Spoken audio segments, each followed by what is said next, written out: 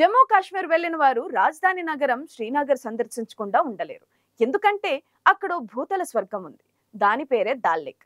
చుట్టూ చక్కటి ప్రకృతి, సహజ సౌందర్యంతో అలరారే మంచుకొండలు, చక్కటి వాతావరణంలో ఒక రోజైనా గడపడం ఓ జీవితకాలపు అనుభవాన్ని కలిగిస్తుంది. నిజానికి శ్రీనగర్ జమ్మూ కాశ్మీర్కు వేసవి రాజధానిగానే అలరారింది. అంటే అపారంగా కురిసే మంచు కారణంగా ఏడాదిలో సగభాగం రహదారులు మూసుకుపోయే దుస్థితి ఉండేది. అయితే అది ఇప్పుడు గతం మాత్రమే. కొత్తగా ఏర్పాటు చేసిన టన్నెల్స్ తో 365 రోజులు శ్రీనగర్ వెళ్లేందుకు మార్గం ఏర్పడింది. అయితే దాల్ లేక్ పర్యాటకులు స్వర్గమే కాదు, అదో నీటిలో తేలియాడే మార్కెట్ గా పేరుంది. ప్రపంచంలో మరెక్కడా లేని అద్భుతమైన ఫ్లోటింగ్ మార్కెట్ ఇక్కడుంది. చేపలు, నీటి పంటలు సాగుకు దాల్ లేక్ చాలా అనుకూలంగా ఉండటం అందుకు అనుకూలించిన అంశంగా ఉంది. దాల్ సరస్సు చుట్టూ ఉండే తీరం ఒక్కటే దాదాపు 15.5 కిలోమీటర్లుగా ఉంటుంది. ఈ తీరం వెంటే అందమైన మొఘలులు కాలం నాటి తోటలు, పార్కులు ఉన్నాయి. ఈ నీటిలోనే పర్యాటకులు సేద తీరేందుకు హౌస్ బోట్లు, హోటళ్లు కూడా ఏర్పడ్డాయి. దాల్ లేక్ పై ఈ ఫ్లోటింగ్ మార్కెట్ ఇప్పటిది కాదు, దాదాపు 200 సంవత్సరాలుగా కొనసాగుతుంది. ఎటు చూసినా సీనిక్ గా ఉండే సీనరీలు కనిపించి మనసును ఆహ్లాదపరుస్తుంటాయి. మొఘల్ గార్డెన్స్, షాలిమార్ బాగ్, నిషాద్ బాగ్ లాంటి వాటిని మొఘల్ చక్రవర్తి జహంగీర్ నిర్మించాడని చెప్తారు. -11 డిగ్రీల తీవ్రత ఏర్పడగానే దాల్ లేక్ పూర్తిగా గడ్డకట్టుకుపోతుంది. అంటే అప్పుడు ఆ నీటిపై నడిచి వెళ్లడం సాధ్యమవుతుంది. ఈ లేక్ లోనే వందలాదిగా పడవల్లో కూరగాయలు, కిరాణా వ్యాపారం సాగుతుంది. దాల్ లేక్ చుట్టూ నగరం ఆనుకుని విస్తరించినట్లుగా ఉంటుంది. అంటే మొత్తం నగరానికి సరస్సు అందుబాటులో ఉంటుంది. గాజ్రీబాల్, లోకట్ దాల్, బోట్ దాల్, నిగీన్ అనే సరస్సులు కూడా దాల్ లేక్ తో కలిసిపోయినట్లే ఉంటాయి.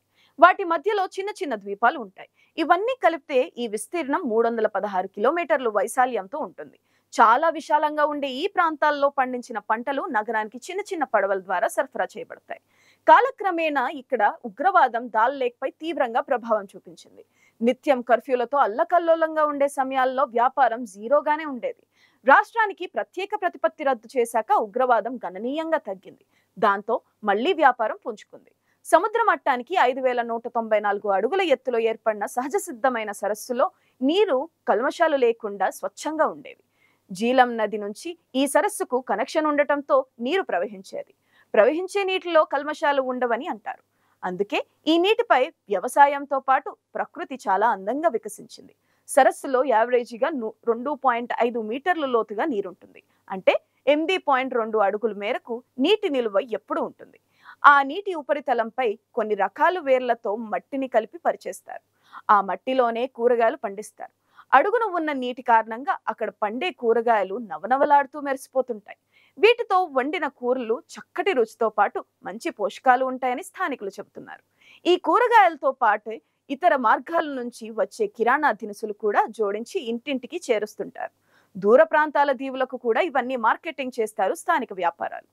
ఇక్కడ లభించే అన్ని రకాల కూరగాయలు ఈ ఫ్లోటింగ్ గార్డెన్స్ లోనే పండిస్తారు. వీటిని అమ్మేవారు రోజు ఉదయాన్నే 4 గంటలకు బయలుదేరుతారు. తమ తమ ఫ్లోటింగ్ గార్డెన్ లో పండిన వాటిని పడవల్లో వేసుకుని దాల్ లేక్ మధ్యలో ఉండే సబ్జీ బజార్ కు తరలిస్తారు. దాన్నే దాల్ లేక్ సెంటర్ అని కూడా అంటారు. ఈ లేక్ పై శాశ్వత దుకాణాలేవి ఉండవు. అప్పటికప్పుడు వస్తాయి. అమ్మకాలు పూర్తి కాగానే వెళ్ళిపోతాయి. ఉదయం 7 గంటలు కాగానే ఎక్కడి వాళ్ళు అక్కడికి వెళ్ళిపోతారు. అసలు అప్పటిదాకా ఉన్న సందడి ఏమీ కనిపించదు. అసలు అలాంటి ఓ మార్కెట్ ఉందా అన్న అనుమానం కలుగుతుంది. ఆ 2.5 గంటలు మాత్రం సరస్సు మొత్తం అమ్మకం, కొనుగోలుదారులతో సందడిగా ఉంటుంది. మిగిలిపోయిన కూరగాయలు, వస్తువులు తీరంపై ఉండే వీధి మార్కెట్లలోని రిటైల్ షాపుల్లో చేరుస్తారు. ఆ 2.5 గంటలు ఫ్లోటింగ్ మార్కెట్ ప్రపంచంలో దాల్ లేక్ ఓ ప్రత్యేక స్థానం కల్పించింది. మీకు తెలుసా?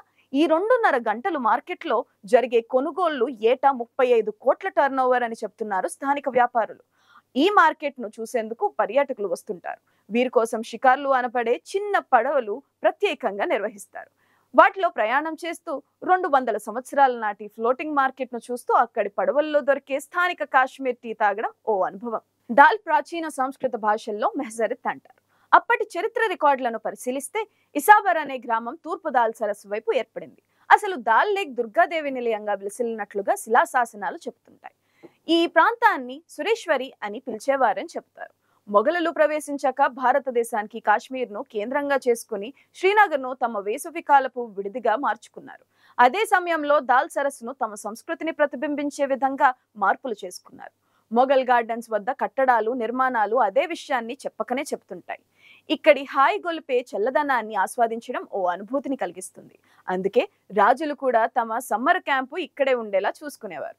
1707లో ఔరంగజేబ్ మరణం తరువాత మొఘలు సామ్రాజ్యం బీటలు వారింది. ఫక్తాన్ గిరిజనం సరస్సు చుట్టూ ఆక్రమించుకుని నగరాన్ని విస్తరింపచేశారు.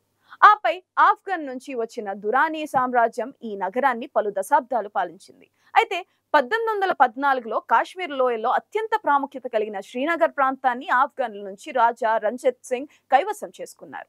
ఆపై సిక్కులు ఈ ప్రాంతాన్ని 27 సంవత్సరాలు తమ ఆధిపత్యాన్ని కొనసాగించారు. ఆపై వచ్చిన బ్రిటిషర్స్ పాలనలో దాల్ లేక్ మధ్యలో ఇంగ్లీష్ భవనాలు సూచించే హౌస్ బోట్లను ఏర్పాటు చేశారు. ఇంగ్లీష్ దొరలు తమ కుటుంబాలతో సహా ఇక్కడ విడిది చేసేవారు. అదో చిన్నపాటి లండన్ ను తలపించేదని చెప్పేవారు. ఈ ప్రాంతాన్ని జమ్మూ కాశ్మీర్ కు చెందిన జువెల్ ఇన్ ది క్రౌన్ అనేవారు. అంటే కిరీటంలో ఓ వజ్రంతో శ్రీనగర్ ను పోల్చేవారు. అయితే మన దేశానికి స్వతంత్రం వచ్చాక ఇక్కడ ఆధిపత్యంలో ఉన్న కాశ్మీర్ హంజీలు ఈ భవనాలను తమ స్వాధీనం చేసుకున్నారు.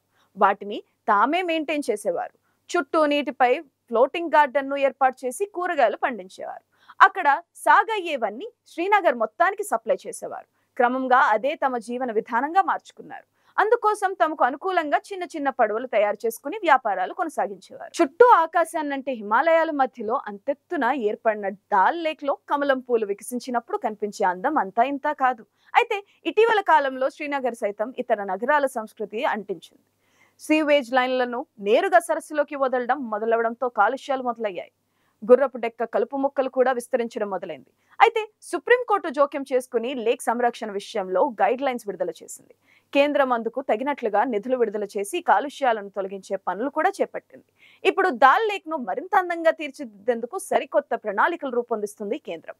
ఇప్పటికే ఇక్కడికి నిత్యం విదేశీ పర్యాటకులు వస్తుంటారు. వారితో పాటే దేశంలోని పర్యాటకులు రాకను మరింత పెంచేందుకు, విజిటర్ అట్రాక్షన్ పెంచేందుకు అన్ని ప్రయత్నాలు చేయాలని నిర్ణయించింది. ఇప్పుడు పలు ప్రాంతాలకు రైల్వే సౌకర్యం కూడా ఏర్పాటైంది. పర్యాటక స్థలాల్లో స్విమ్మింగ్, బోటింగ్, స్నో స్కైయింగ్ లాంటి ఆకర్షణలను ఏర్పాటు చేస్తుంది ప్రభుత్వం.